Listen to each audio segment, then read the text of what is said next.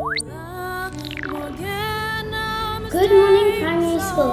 It's Friday, August 31st, and it's also Trail Mix Day. I'm Sienna. And I'm Jiyoung, and here are your morning announcements. This is a reminder that the National Day Assembly will be taking place today at 9:50 a.m. Performers need to be in the NPR at 9:25 a.m. Saturday sports start this Saturday, September 1st. Come out and join the fun. Students, please be aware that you should not be coming to the library with 10 minutes left in recess.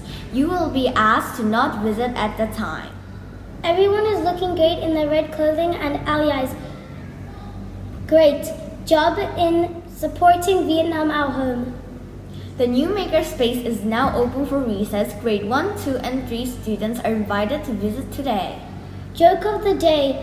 What kind of bear stays out of the rain? What? A drizzly bear. Random fact of the day. There is almost always an even number of rows on an ear of corn. The mindfulness quote of the day is, life always offers you a second chance. It's called tomorrow, unknown.